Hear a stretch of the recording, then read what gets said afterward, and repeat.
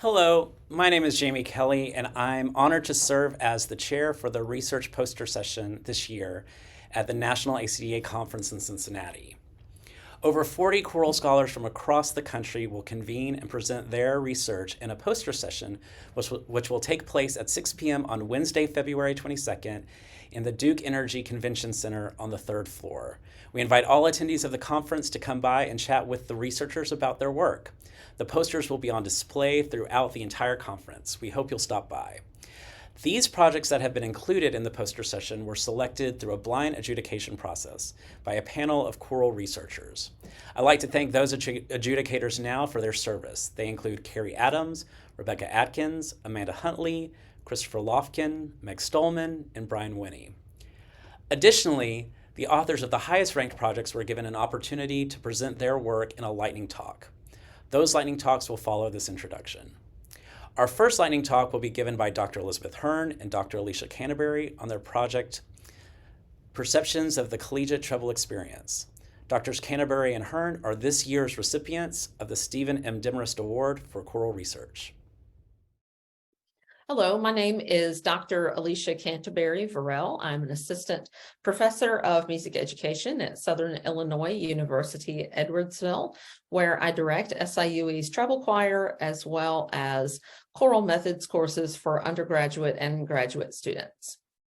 And I'm Dr. Libby Hearn. I'm assistant professor of choral music education at the University of Mississippi, where I conduct the Women's Glee and University Chorus and also teach courses in choral music education. We want to thank ACDA, the Research and Publications Committee, and Conference Poster Session for the Stephen Demorest Award. We also want to say thank you to Dr. Demorest for his contributions to research in choral music and teaching. His legacy lives on through this award. His students, such as Dr. Julie Betterman, who was my dissertation co-chair and a mentor, and also through his work. We are pleased to present our study entitled Perceptions of the Collegiate Treble Choir Experience, a preliminary study at the upcoming ACDA National Conference. Alicia and I are both conductors of treble choirs and teacher educators who have a vested interest in this topic. Additionally, we are scholars who are deeply committed to connecting our research to practice. Extant research tells us that SATB mixed choirs remain atop of choral hierarchy, with highly skilled treble singers in lower level choirs because of the imbalance of tenor bass and soprano alto singers participating in most choral programs, particularly in secondary schools. Additionally, we know that collegiate treble choirs have been largely underrepresented at ACDA National Conference stages. However, this year we have the largest number of collegiate treble choirs ever performing at a national conference, so we are moving the needle. We need more research to understand the complexities of the choral hierarchy and how it influences the perceptions of choristers participating in treble choirs, particularly at the collegiate level. Additionally, by understanding what treble singers value in their choral experiences, choral educators and conductors can better serve this population of students and perhaps influence their traditional views about the role and value of treble choirs. Using role congruity theory as a theoretical framework, along with research regarding vulnerability and ensemble identity, we examine the perceptions of choristers participating in 3 collegiate treble choirs. The study was guided by 3 questions. How do participants describe their overall experience singing in a collegiate treble choir? What are students' perceptions of the music, social, and personal outcomes of participating in a collegiate treble choir? And what are the students' attitudes about the treble choir identity and its role in the choral program? Want to know more about our results or to chat about this topic? Stop by our poster at the poster session on Wednesday at 6 o'clock at the Duke Energy Center, 3rd floor, Junior Ballroom. Thank you. Hope to see you then. Hello, my name is Diego Pinto. Dr. Stephen Morrison and I are a part of the Center for the Study of Education and the Musical Experience at Northwestern University. In this study, we investigated the relationship between expressive body movement and listeners' evaluation of vocal ensemble performance. Specifically, we sought to answer whether and how the presence or absence of expressive movement influences performance ratings. Our second research question pertained to whether the nature and magnitude of expressive movement influence listeners' evaluation of those performances. To answer these questions, we videotaped an SATB vocal quartet performing 4 Renaissance madrigals. We later replaced the audio for each video excerpt with high-quality pre-recorded excerpts. We recorded the quartet singing each piece under 3 different movement conditions: no movement, upper body movement, and full body movement. You can scan the QR code to watch one of the songs performed in all 3 movement conditions. We solicited participants using Amazon Mechanical Turk, also known as MTurk.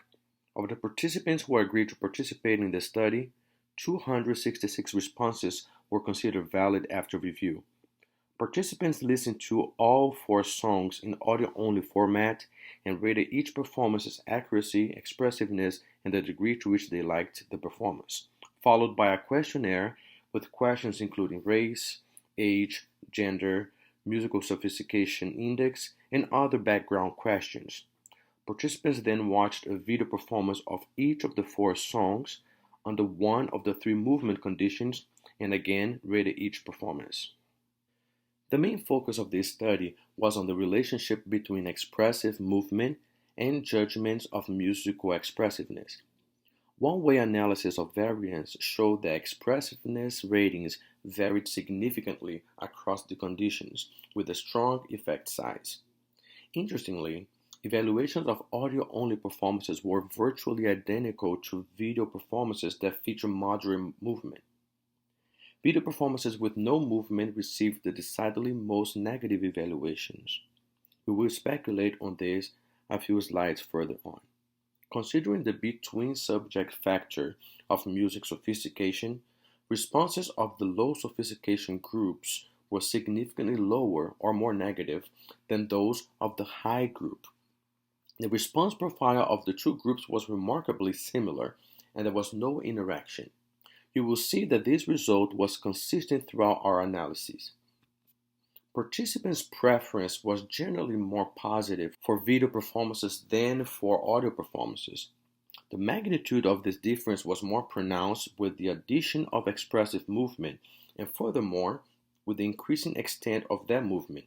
In other words, video was preferred over audio, but video with movement, particularly full body movement, was preferred even more. Looking at the expressiveness and preference outcomes side by side, it appears that the use of both video and movement had a positive, even additive impact on preference evaluations.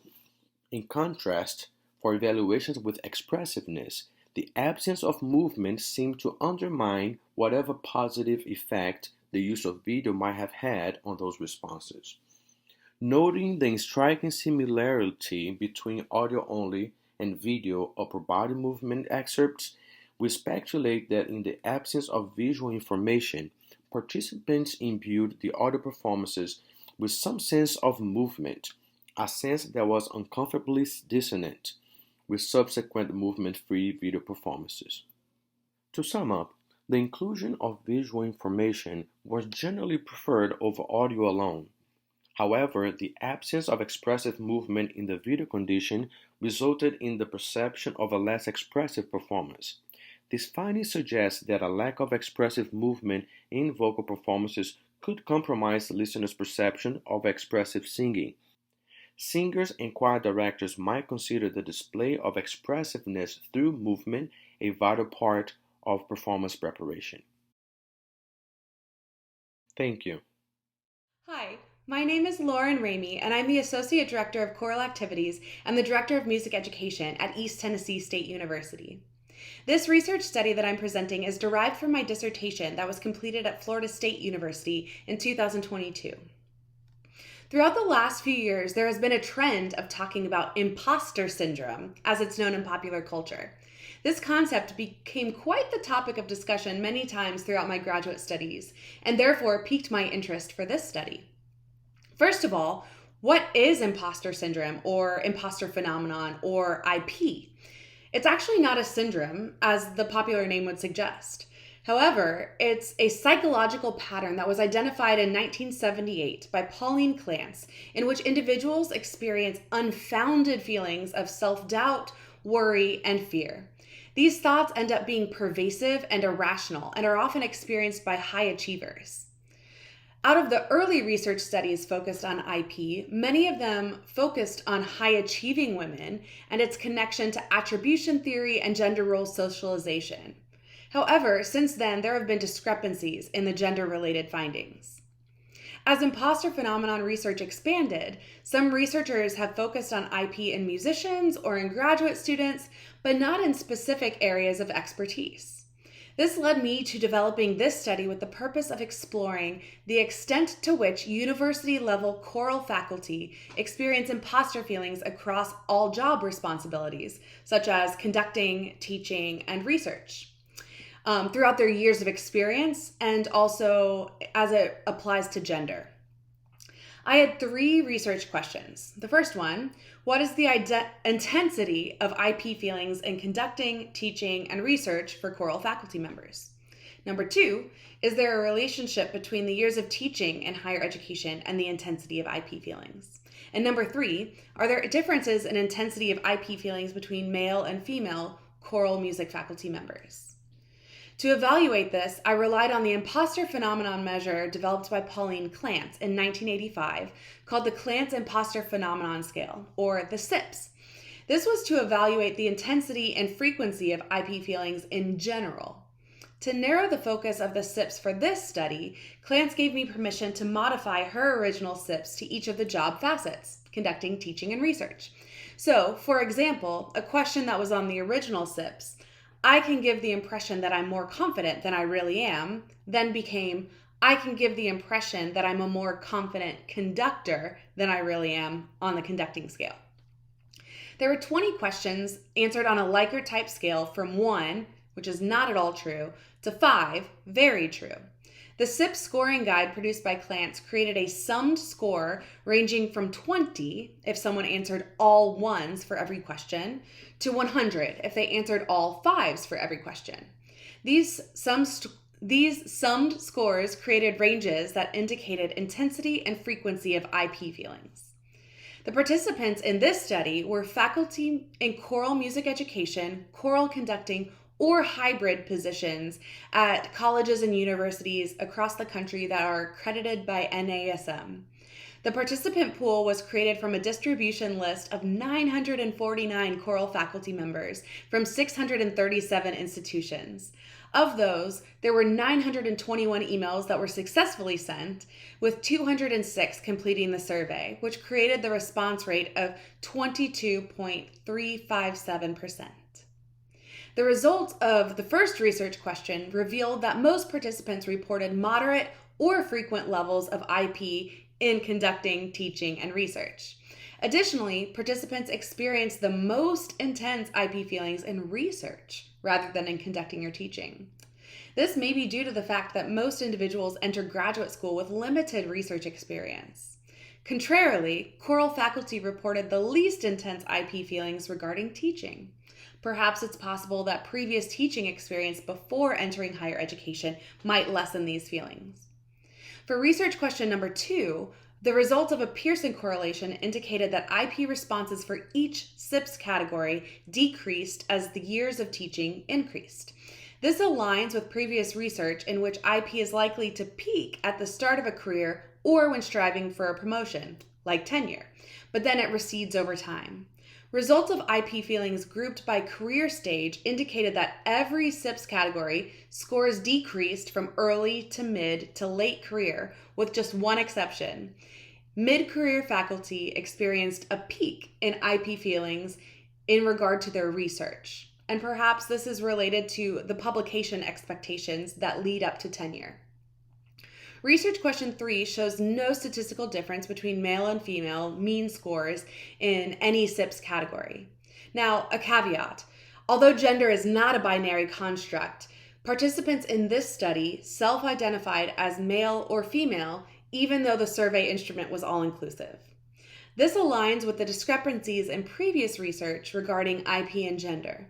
However, because the standard deviations were large, this also indicates a wide disbursement of IP feelings within each category and across genders. Overall, this study suggested that imposter phenomenon is a widespread experience in a variety of populations, and it can be formed by a myriad of factors, including experience, gender, race, family background, social environment, or workplace. Higher education faculty experience a wide range of IP feelings depending on their confidence levels within various aspects of their career, and choral faculty are no exception to imposter feelings. The findings of this study support the notion that there are no defined factors that guarantee imposter feelings. They are completely individualistic. And by acknowledging, understanding, and persevering through imposter feelings, it can only help choral faculty continue to thrive. Thank you all very much, and I look forward to talking to you all in Cincinnati. Hello, my name is Craigh Hurley, and I conduct a choir with the Spivey Hall Children's Choir program and also teach elementary at Ford Elementary School. And welcome to our lightning talk for our poster entitled The Effects of Expressive Modeling and Learning Sequence on the Musical Expressivity of Young Voices. Hi, I'm Rebecca Atkins. I teach music education at the University of Georgia. And the purpose of this study was to investigate the effects of what we call an infused expression sequence versus a post-expression learning sequence when using an expressive model throughout. So in a post-expression sequence, a lot of our textbooks that we use to teach choral techniques and choral methods at the university level disagree about when to teach expression. And a lot of them talk about teach all the rhythm, all the pitch, all the text, and then define the expressive elements and then practice those expressive elements. Whereas others like Dalcroze, like in Jordan, Yarbrough, which was Shaw actually, talk about teach rhythm with expressive elements first, then add pitch with expression, and then text with expression.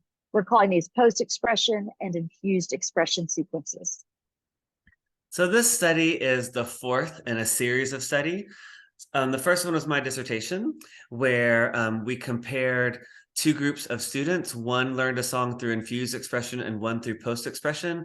And we found that the group that learned the song through an infused expression sequence, where expressive elements are introduced earlier in the learning sequence, had a more expressive performance. We replicated the study with larger groups, and we counterbalanced the groups to account for differences. And both groups learned two songs, one under each sequence. And we found again that when the students learned under the infused expression sequence and really had those expressive elements early in the learning sequence, they had a more expressive performance.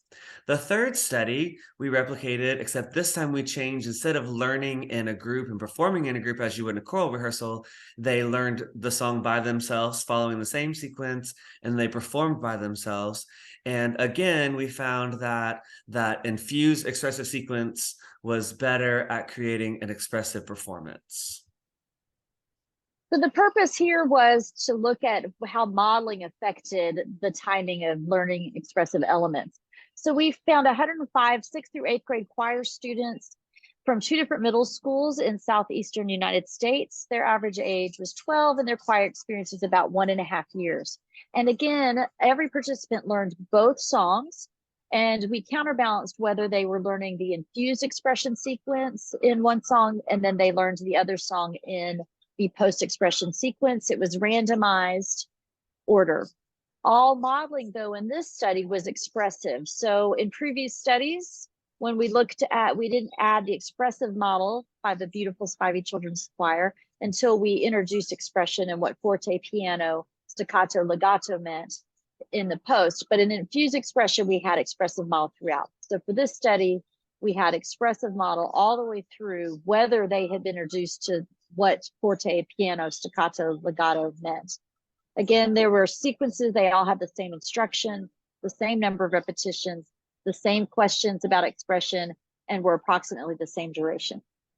So really the big difference between this and previous studies is in post-expression, even though they're learning the rhythm, the model was expressive right from the beginning, whereas in previous studies, the model hadn't been expressive until this last step.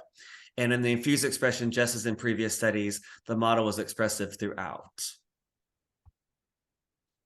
And as was not a surprise to us, the modeling mattered. So we had no significant differences between the infused expression and the post-expression sequence. There were no differences between songs or by school.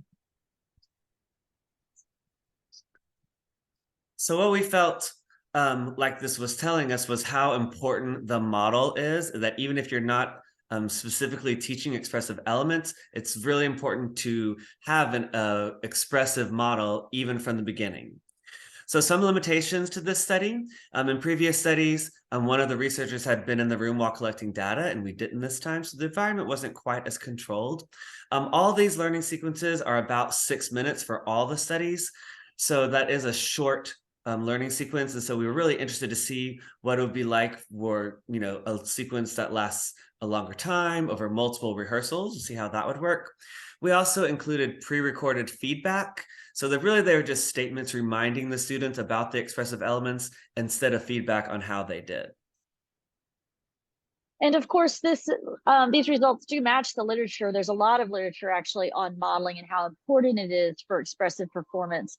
And again, we feel strongly that if we have an aural image in our head of what the song is going to sound like at the performance, and as teacher, we always model it that way, even if our feedback or our central focus is not really on learning expression, the students will mimic that, and they will have more chances to hear it correctly and more chances to practice it, even if they're not being taught specifically to work on those things.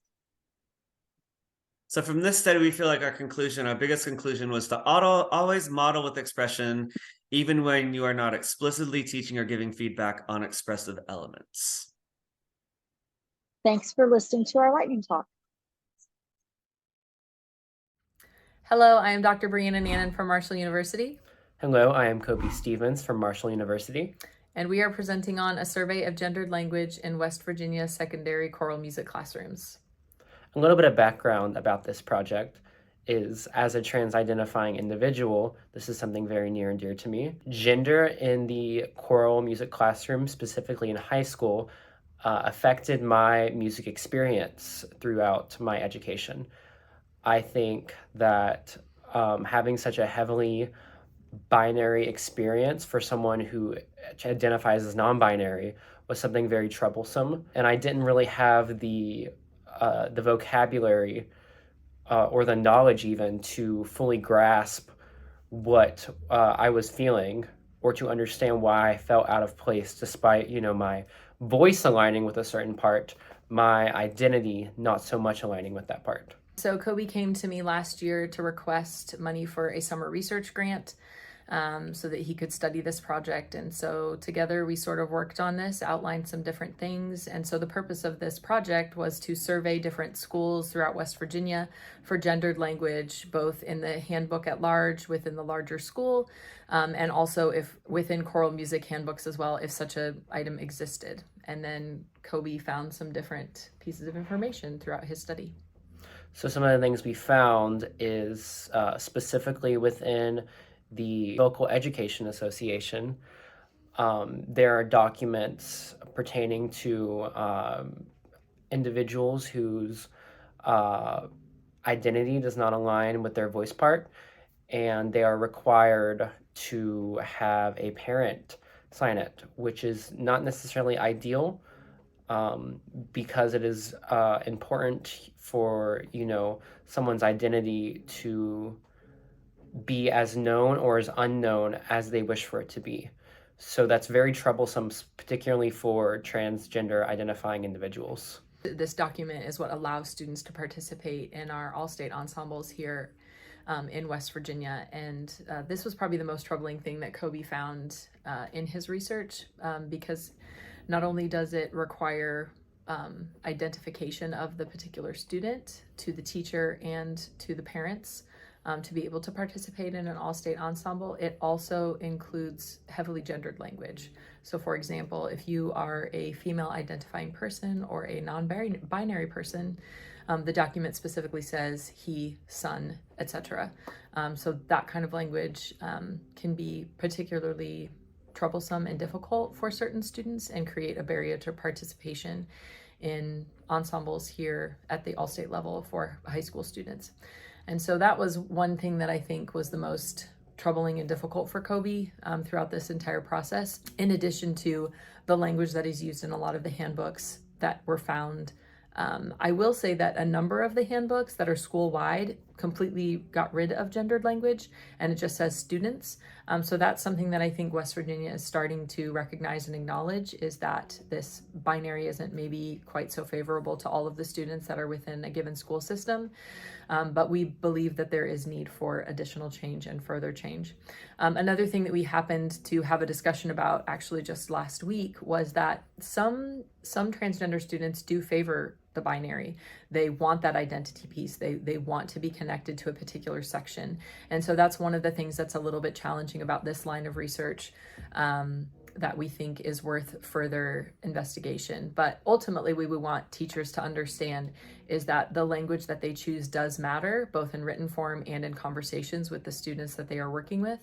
And we hope that Kobe's research project not only impacts teachers in West Virginia, but hopefully choral music educators throughout the United States and the world. So thank you so much, and we hope you enjoy the conference. Thank you.